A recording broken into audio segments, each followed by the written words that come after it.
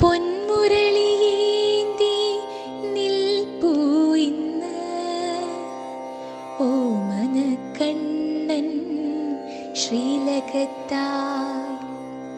തൃപ്പാദ പത്മങ്ങൾ പിണച്ചു വച്ചു മന്ദഹാസം തൂകി മോദമോടെ.